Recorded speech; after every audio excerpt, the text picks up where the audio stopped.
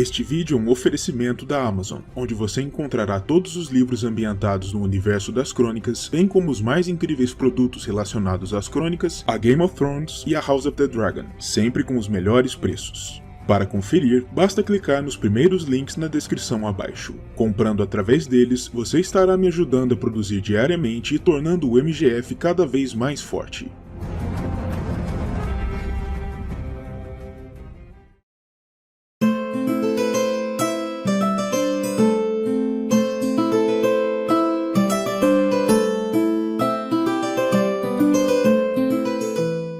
Trezentos anos antes dos eventos das Crônicas de Gelo e Fogo, Aegon Targaryen e suas irmãs iniciaram sua empreitada mais ambiciosa em toda a vida, a conquista do continente de Westeros por inteiro, unificando os 7 reinos que então existiam e inaugurando uma nova dinâmica de poder nas terras do Poente. E foi no exato ponto em que eles e seu pequeno exército desembarcaram pela primeira vez, no que era então um território intensamente disputado entre os reinos da Tempestade, das Ilhas e dos Rios, onde fundaram aquela que viria a ser a sua nova capital de seu novo reino, e o local foi chamado de forma bastante intuitiva de Porto Real, ou King's Landing, no original, que em uma tradução livre significa Desembarque do Rei. A cidade cresceu rapidamente nos anos e décadas seguintes ao desembarque e às guerras de conquista, e a quando da morte do conquistador, no ano 37, já era presumivelmente a segunda maior cidade em todo o reino, atrás apenas de Vila Velha, a grande metrópole da Campina. Pessoas oriundas de todos os cantos do continente, pertencentes a todos os estratos sociais, desde senhores nobres riquíssimos até os plebeus mais vis e despossuídos, estabeleceram residência ali, em busca de melhores possibilidades de sustento naquele lugar que vinha se tornando rapidamente em um dos pilares comerciais de Westeros, ou de se insinuar nas boas graças do rei e da família real, participando ativamente da vida na corte e aumentando seu prestígio junto ao alto círculo do poder. Diante desse quadro, não é difícil de se imaginar os conflitos e problemas que rapidamente afloraram dentro das muralhas da cidade, com o rápido aumento nos índices de criminalidade, brigas de bar, atividades ilícitas, maquinações, distúrbios, tentativas de revolta e outras tantas realidades incômodas para a administração real.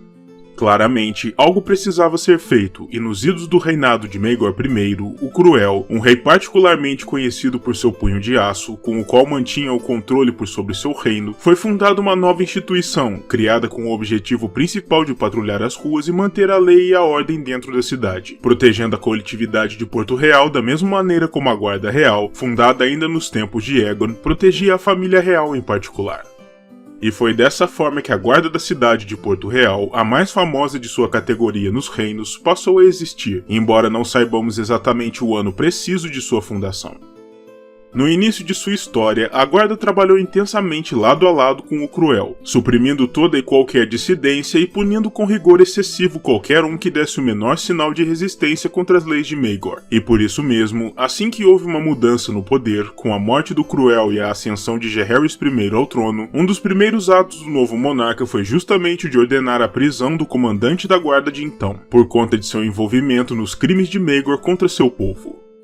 Os guardas da cidade naturalmente cuidavam principalmente dos aspectos de segurança pública da cidade, separando brigas, capturando suspeitos e promovendo a paz e a tranquilidade dentro da capital, mas também podiam ser usados pela administração real para alguns outros fins distintos, como na instância em que a rainha de Jaehaerys, Alysanne, ordenou a eles que varressem a Baixada das Pulgas em busca do personagem conhecido como Tom, o Dedilhador, pois a rainha desejava fazer dele o músico oficial da corte. Mais tarde, em 59, o comandante da guarda e muitos de seus homens padeceram de um surto de calafrios, diminuindo em muito seus números, e sem um comando claro e com um efetivo reduzido, as ruas de Porto Real acabaram inevitavelmente mergulhando na anarquia, e levaria algum tempo até que a situação fosse revertida. Mesmo depois que o estado anárquico na capital foi mitigado, a guarda da cidade passou por um período compreensível de perda de prestígio, pois haviam sido eles os responsáveis, de certo modo, pelo estado em que as coisas se encontravam, mas isso logo mudaria, com a chegada de um dos mais conhecidos personagens da história dos reinos para injetar nela um pouco de seu fogo. Nos idos do ano 104 a 105 após a conquista, o posto de comandante da guarda foi dado a ninguém menos do que o irmão mais jovem do rei Viserys I, Príncipe Daemon Targaryen, um indivíduo dinâmico, enérgico e marcial, que não estava ali para fingir comandar uma legião desconexa e desleixada de guerreiros, mas sim para empreender uma verdadeira revolução no seio da guarda, a qualquer custo.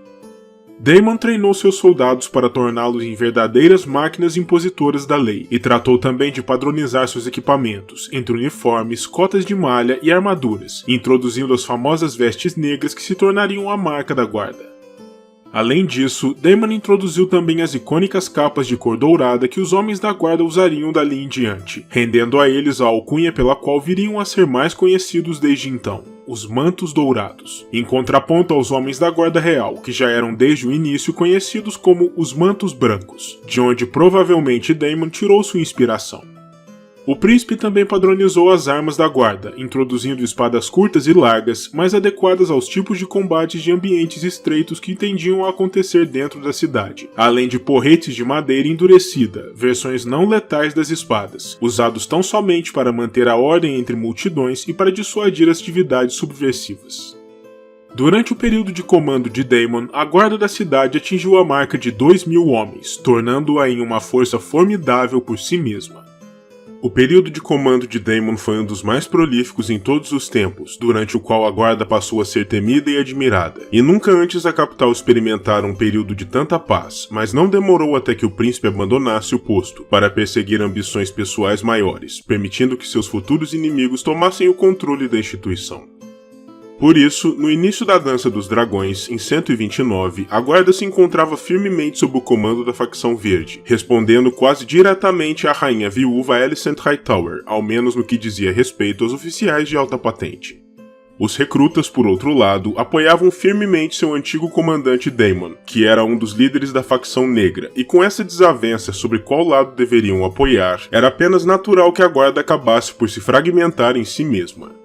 A mão do rei Aegon II, Sir Otto Hightower, apoiou a nomeação de Sir Luthor Largent para o comando da guarda, para manter os homens com tendências rebeldes em linha, e apontou seu próprio filho, Sir Gawain, como o segundo em comando, para auxiliar Sir Luthor na manutenção da disciplina, mas isso se mostraria inútil tempos mais tarde, quando Sir Luthor liderou um golpe dentro da guarda, durante a queda da cidade para os negros, sendo o responsável pessoal por assassinar Sir Gawain, para assegurar o domínio negro por sobre a instituição. Durante o decorrer da dança, a guarda entrou em um período de confusão e desarranjo, ao ponto de uma parte da guarnição, estacionada nos quartéis do Portão da Lama, se unir ao cavaleiro andante Perkin, a Pulga, um famoso rebelde do período e fazedor de rei aspirante, apoiador da pretensão de Trystane Truefire. Essa guarnição rebelde chegou-se a atracar com outra guarnição da mesma guarda, estacionada no Portão dos Deuses, e a derrotou para aumentar as chances de Truefire de angariar o poder total na capital, quando tivesse uma chance de tomar o trono. Com a fuga de Rhaenyra da capital, acompanhada por 20 homens de manto dourado, Aegon II reassumiu o poder, perdoando-o por seus atos graças ao seu papel na remoção da usurpadora da cidade, e nomeando como comandante de toda a guarda. Mais tarde, durante o período da febre de inverno e da lua da loucura, diversos mantos dourados faleceram, ao ponto da mão de então, Lord Anwin Peake, precisar repor seus números com 500 homens da guarda de sua própria casa, aumentando a influência do próprio senhor na capital. A depravação moral da guarda apenas se acentuou depois disso, e durante o período da Primavera Licena, ficou provado que o comandante da guarda, bem como os líderes de 6 dos 7 portões da cidade, haviam conspirado contra o novo rei, Aegon III, bem como contra o príncipe Viserys. A reputação da guarda da cidade, que já vinha sofrendo desde a saída de Daemon do comando, atingiu seu patamar mais baixo durante o período de governo desastroso de Aegon IV, o Indigno, quando a corrupção dos mantos dourados atingiu seu auge. O rei promovia seus maiores bajuladores para cargos importantes na guarda, não por merecimento, mas apenas por querer homens leais a si em posições-chave, e usava os mantos dourados como uma espécie de milícia pessoal, garantindo, entre outras coisas, que os bordéis favoritos de sua graça na Rua da Seda estivessem sempre livres e prontos para satisfazer seus gostos e luxúrias. Levaria mais de um ano após a morte do Indigno para que seu sucessor, o rei Daeron II, conseguisse reparar a guarda, devolvendo algum semblante de respeitabilidade à instituição, mas a essa altura o estrago já estava feito.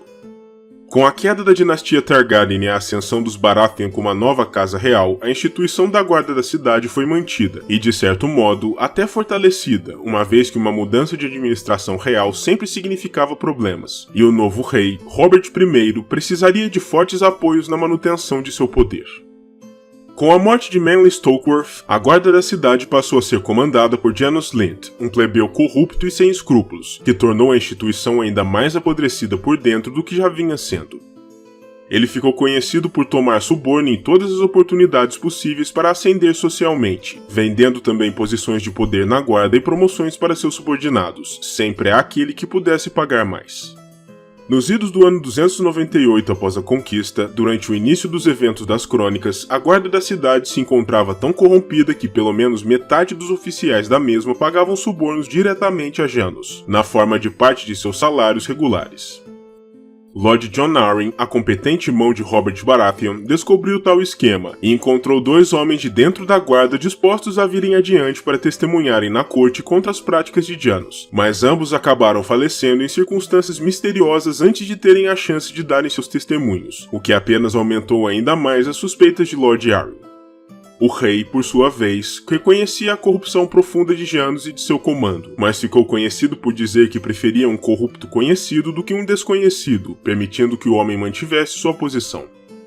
Essa não era uma posição tão comum para Robert, que sempre fora um guerreiro honrado, e o irmão mais jovem do rei, Lord Stannis, suspeitava que fora Petyr Baelish, o esperto conselheiro da corte, o responsável por convencer Robert a manter Janos no controle, pois isso se parecia muito mais com um eco de sua lógica difusa e pouco honrada.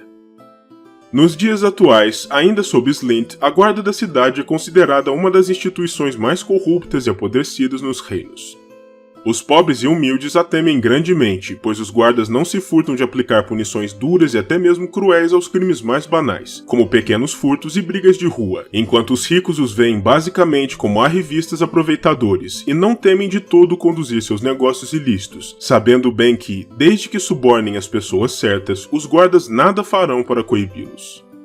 Existem atualmente 3 grandes quartéis dos quais os homens da guarda irradiam: os quartéis orientais, ligados ao Portão do Dragão, os quartéis ocidentais, próximos ao Portão dos Deuses, e aqueles que se localizam imediatamente abaixo da Torre da Mão, dentro da Fortaleza Vermelha. Os homens da guarda continuam ostentando orgulhosamente seus mantos dourados, desde os tempos de Daemon, e ainda se pavoneiam pela cidade com cotas de malha negra sobre seus gibões de couro, já que as armaduras adicionais seriam caras demais, e não são consideradas necessárias para suas incursões usuais na cidade. Apenas os oficiais e membros mais graduados da guarda ostentam armaduras elaboradas, de aço negro, se mantendo condizentes com os padrões estabelecidos pelo príncipe Targaryen tantos anos antes. Ainda assim, apesar de todas as suas camadas negras e douradas, os guardas da cidade não são tidos como verdadeiros soldados, sendo frequentemente recrutados das classes mais baixas, sem treinamento adequado, e os líderes militares mais dotados consideram tais guardas quase inúteis em uma situação real de combate, afirmando que quebrarão e fugirão diante do primeiro sinal de uma verdadeira luta. Os homens da guarda passam grande parte de seu tempo na Baixada das Pulgas, teoricamente patrulhando as vielas sujas e perigosas do local, mas mais provavelmente se indulgindo nos prazeres baratos representados pelas tavernas, prostitutas e casas de pasto da região, sem prestar muita atenção aos seus verdadeiros deveres. Por isso, os guardas da cidade são mais usados apenas para tarefas mais simples, como capturar bêbados, agitadores e outros membros baixos da hierarquia social, com tarefas mais complexas e perigosas normalmente delegadas aos cavaleiros domésticos das casas senhoriais, ou mesmo aos da guarda real, quando a realeza está envolvida ou interessada. Atualmente, a guarda da cidade de Porto Real varia entre os 4 e os 6 mil recrutas, em tempos de guerra ou distúrbios sociais, embora a tarefa de armar e remunerar tais recrutas em tamanho e volume seja sempre árdua para o mestre da moeda apontado pela corte. Existem ainda outras 2 guardas análogas que não poderíamos deixar de citar em um vídeo como este. São elas: a guarda da cidade de Vila Velha, no extremo sudoeste do continente, considerada como a mais antiga de sua categoria em Westeros. Ela é diretamente controlada e fundeada pelos Hightower da Torralta e responde precisamente ao senhor governante da cidade. Atualmente, são comandados por Sor Morin Tyrell, um primo dos Tyrell de Jardim de Cima, e não são considerados tão bem treinados e equipados quanto a guarda da capital, embora sejam tidos como suficientes para manter a paz dentro da grande e antiga cidade, reforçando as defesas dos Hightower em tempos de grande perigo ou iminente catástrofe. A guarda da cidade de Lannisporto, mais recente do que a guarda de Vila Velha, mas também tida como muito mais bem preparada. A guarda de Lannisporto é menor do que as outras duas, mas é também considerada mais bem fundeada, treinada e equipada do que ambas, cumprindo de forma soberba o papel de patrulhar uma das cidades mais repletas de riquezas minerais e materiais nos reinos. Eles respondem diretamente aos Lannister de Rochedo Casterly, embora o ramo menor de Lannisporto seja aquele que tecnicamente governa a cidade, e a riqueza e a opulência da grande casa ocidental explica o fato de serem talvez a melhor guarda em sua categoria dentro dos reinos. O nome do homem responsável por comandá-la atualmente é desconhecido até o momento.